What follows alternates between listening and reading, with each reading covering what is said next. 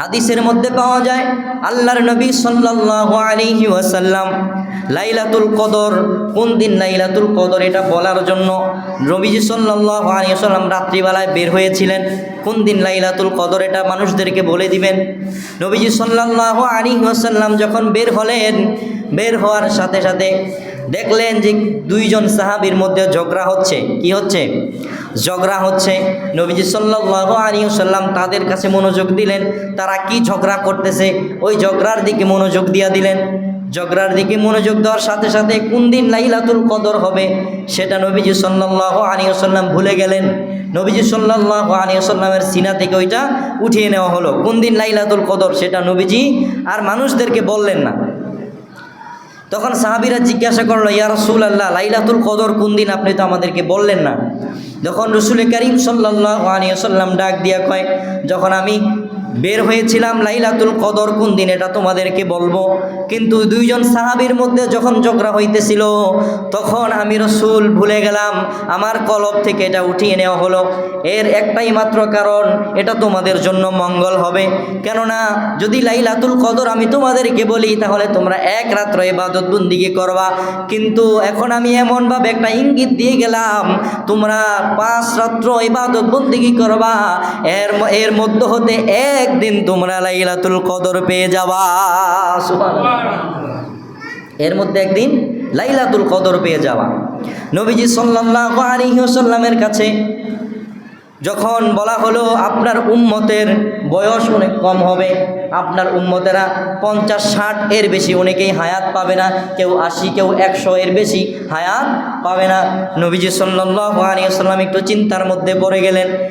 অন্য অন্য নবীর উম্মতরা 100, 200, 500 বছর পর্যন্ত হায়াত পাইতো, তারা এত বছর ইবাদত বন্দেগী করার সুযোগ পাইতো, কিন্তু আমার নবীর উম্মতের যত 50-60 বছরের বেশি হয়তো ইবাদত বন্দেগী করার সুযোগ পাবে না।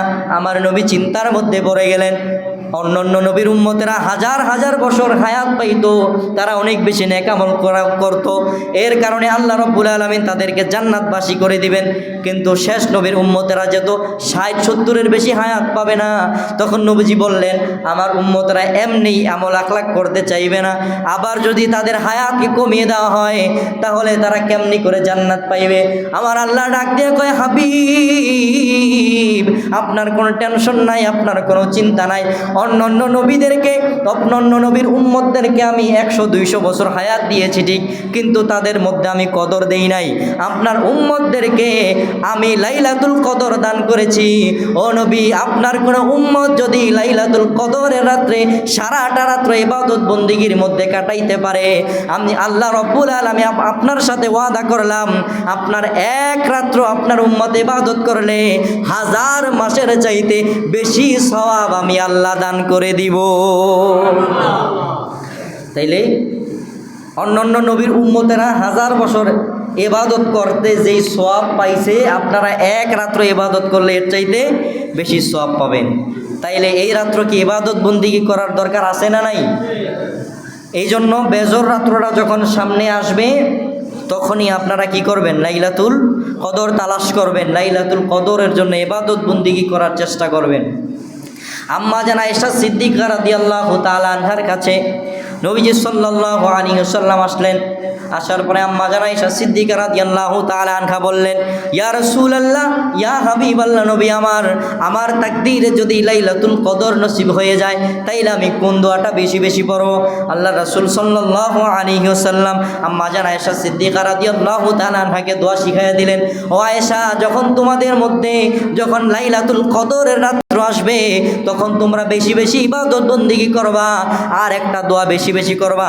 সেই দোয়াটা হচ্ছে, আল্লাহুম্মা ইন্নাকা আফুউন তুহিব্বুল আফওয়া ফাআফু আন্নি।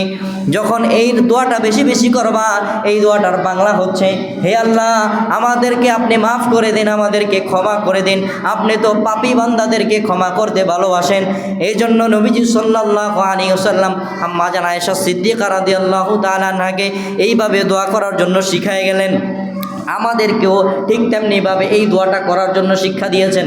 যখন লাইলাতুল কদরের রাত্র তোমাদের মধ্যে আসবে, তখন তোমরা লাইলাতুল কদর তালাশ করবে এবং আল্লাহুম্মা ইন্নাকা আফুউন তুহিব্বুল আফওয়া ফাআফু আন্নি, ও আল্লাহ আপনি তো পাপী বান্দাদেরকে ক্ষমা করেন, আপনি ক্ষমা করতে ভালোবাসেন, আমাদেরকে ক্ষমা করে দেন, আমাদের রোজাগুলো আপনার দরবারে কবুল করে নেন, আমাদেরকে জান্নাতুল ফিরদাউস আমাদের তাকদীরে নসিব করেন, পড়ি আমিন। এই জন্য এই লাইলাতুল কদর আমাদের সামনে আসতেছে, এই লাইলাতুল কদরের প্রতি আমাদের অনেক বেশি গুরুত্ব দিতে হবে।